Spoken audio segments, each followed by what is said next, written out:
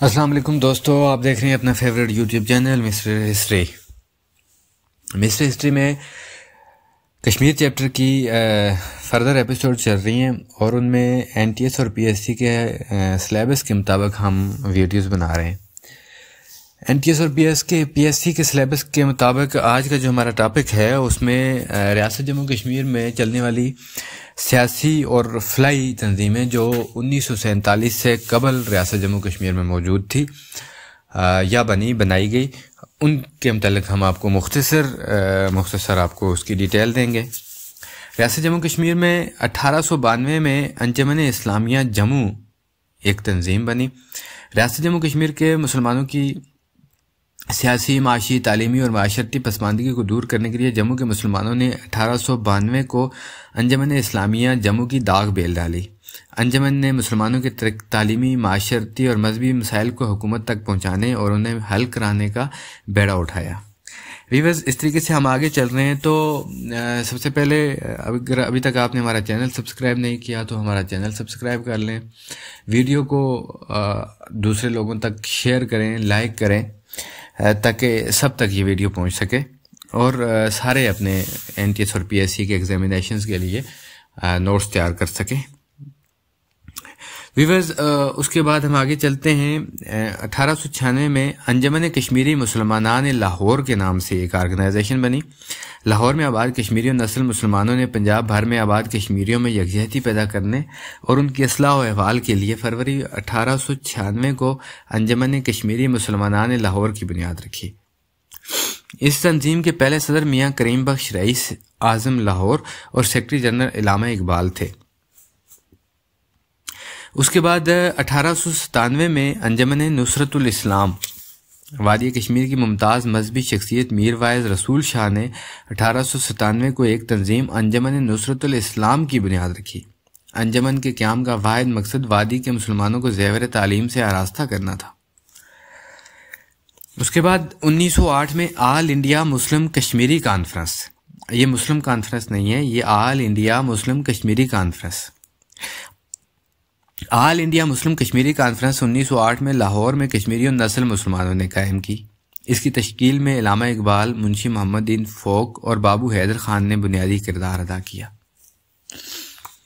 اس کے بعد young means مسلم ایسوسی ایشن، بوسی تحریک آزادی میں اس کو اکثر پڑھا جاتا ہے، یہ 1909 میں جموں میں قائم کی گئی۔ اس کے بانیوں میں ملک مقبول احمد، منشی محمد بشارت، قاضی شمس الدین، مرزا فیروز الدین اور گلزار حسین قمر شامل تھے۔ ایسوسی ایشن کے اغراض و مقاصد میں رسومات بد کی روک تھام، وعظ و نصیحت، نماز روزہ کی تبلیغ، تعلیمی رجحان اور اردو زبان کی ترویج و ترقی جیسے عوامل شامل تھے۔ اس کے بعد انجمن اسلامیہ پونچھ 1911 میں بنی۔ پونچھ کے مسلمانوں میں تعلیم کو عام کرنے اور ملی بیداری پیدا کرنے کے لیے سردار محمد اکرم خان اور پیر حسام الدین شاہ نے مقامی اکابرین کے تعاون سے 1911 میں انجمن اسلامیہ پونچھ کی بنیاد رکھی۔ اس کے بعد تحریک آزادی میں جس کا بہت زیادہ کردار مانا جاتا ہے یا رہا ریاست جموں کشمیر کی تاریخ میں، وہ بالخصوص 47 کی تقسیم اور اس کے آگے پیچھے کی جو تحریک ہے، اس میں اس جو پارٹی ہے جو ابھی میں نام لینے جا رہا ہوں یہ بہت اہمیت رکھتی ہے۔ اس کے آگے جا کے دیر پا اثرات بھی مرتب ہوئے ریاست جموں کشمیر کی تاریخ اور سیاست پہ۔ یہ تھی ریڈنگ روم پارٹی، یہ 1930 میں بنی۔ 12 اپریل 1930 کو شیخ محمد عبداللہ، مسٹر محمد رجب، قاضی سیف الدین اور غلام احمد مختار علی گڑھ یونیورسٹی سے تعلیم مکمل کر کے واپس سری نگر آ گئے۔ ان طلبہ نے علی گڑھ کے آزاد علمی اور سیاسی ماحول سے گہرا تاثر لیا تھا۔ اس وقت کشمیر میں گھٹن اور جبر کی فضا تھی، کوئی سیاسی جماعت یا تنظیم موجود نہ تھی۔ یہ نوجوان سیاسی بیداری کا پروگرام لے کر آئے۔ انہوں نے سری نگر کے محلہ علی اکبر میں ایک ساتھ رہنا شروع کیا۔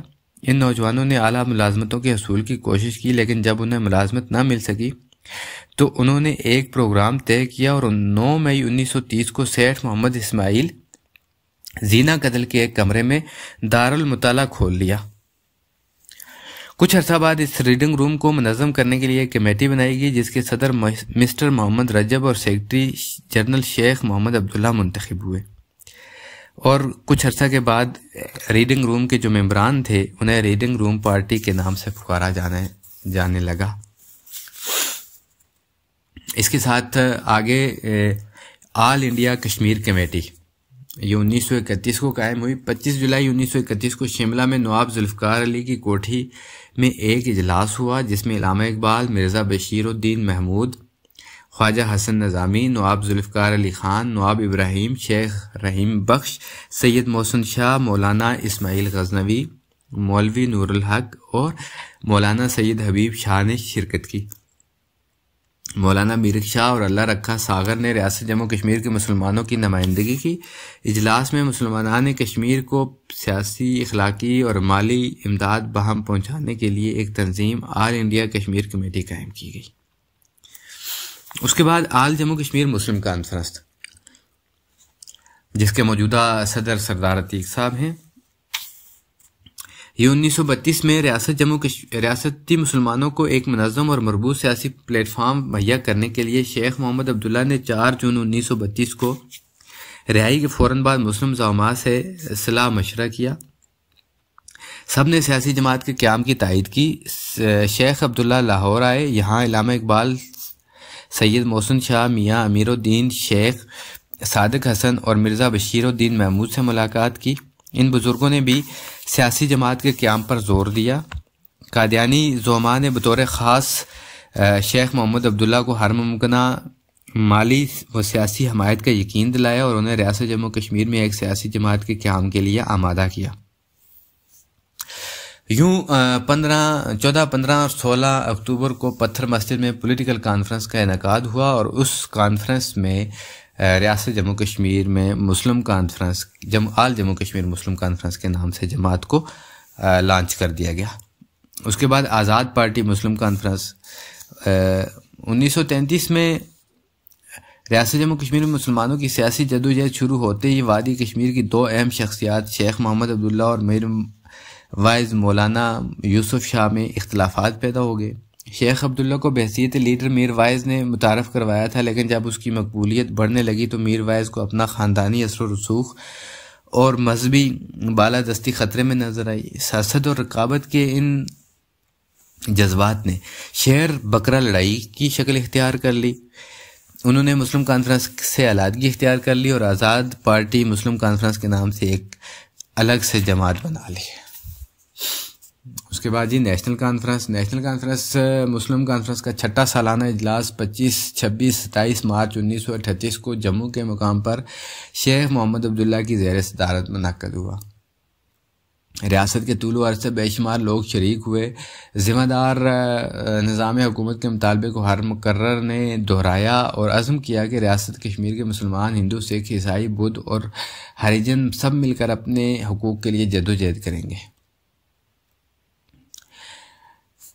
تب اس کے بعد یہ اجلاس 10-11 جون 1939 کو خواجہ غلام محمد صادق کی صدارت میں مجاہد منظر سری نگر میں منعقد ہوا، جس میں نیشنل کانفرنس کی داغ بیل ڈالی گئی۔ انجمن آزادی پونچھ 1939 میں انجمن آزادی پونچھ کو مولوی غلام حیدر جنڈالوی کی سرکردگی میں قائم کیا گیا۔ 7 روزہ صداقت پونچھ کے ایڈیٹر منشی گل احمد خان اس کے سیکرٹری جنرل مقرر ہوئے۔ یہ انجمن پونچھ کے کشمیر سے علیحدگی کی علم بردار تھی۔ اس کے بعد یہ جموں کشمیر مسلم لیگ 1939 میں مسلم کانفرنس کو نیشنل کانفرنس میں تبدیل کرنے کے سبب ریاست کی مسلم آبادی میں انتشار پیدا ہو گیا۔ بعض مسلم نوجوان جو اس تبدیلی کے قبول نہیں کرتے تھے، انہوں نے آل جموں کشمیر مسلم لیگ کے نام سے 1940 میں ایک جماعت بنا دی، جو بعد میں بہت سارے لوگ ان میں سے ملازمتوں میں چلے گئے۔ چونکہ یہ جذباتی نوجوانوں کا ایک گروہ تھا تو اس طریقے سے یہ جماعت خود بخود ختم ہو گئی۔ اس کے بعد یہ مسلم اسٹوڈنٹ یونین، یہ بھی 1940 میں بنی۔ مسلم اسٹوڈنٹ یونین ریاستی طلباء کی پہلی مسلم طلباء تنظیم تھی، جو اس کا قیام 1940 کو عمل میں لایا گیا۔ خواجہ احمد اللہ رانا اس کے صدر اور کیچ خورشید اس کے سیکرٹری جنرل مقرر ہوئے۔ اس کے بعد کسان مزدور پارٹی کسان مزدور کانفرنس 1945 میں بنی۔ آل جموں اینڈ کشمیر کسان مزدور کانفرنس کا قیام 19 جولائی 1945 کو عمل میں آیا۔ عبدالسلام یاتو اس کے پہلے صدر چنیں گے۔ یہ جماعت کسانوں، مزدوروں، غریبوں اور ناداروں کے جذبات و احساسات کی ترجمانی کے لیے سامنے آئی۔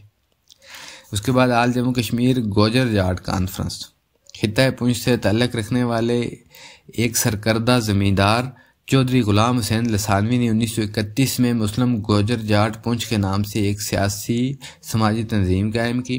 تھوڑے ہی عرصے بعد اس تنظیم کا نام بدل کر آل جموں کشمیر گوجر جاٹ کانفرنس رکھا گیا۔ تو یہ تھی وہ سرکردہ سیاسی جماعتیں، جو سیاسی یا فلاحی جماعتیں یا جیسے بھی، جو 1947 میں ریاست جموں کشمیر میں اپنا اثر و رسوخ رکھتی تھی یا بنی یا بنائی گئی۔ ویورز، آپ کو ہماری ویڈیو کیسی لگی کمنٹس میں ضرور بتائیے گا۔ ویڈیو کو لائک اور شیئر کرنا کبھی مت بھولیے گا۔ چینل اگر ابھی تک آپ نے سبسکرائب نہیں کیا تو لازمی سبسکرائب کر لیں، اور اس ویڈیو کو اپنے دوستوں تک لازمی شیئر کریں تاکہ سب کی NTS اور PSC کی تیاری ہو سکے۔ اگلی ویڈیو تک ہمیں دیجیے اجازت، تب تک کے لیے فی امان اللہ۔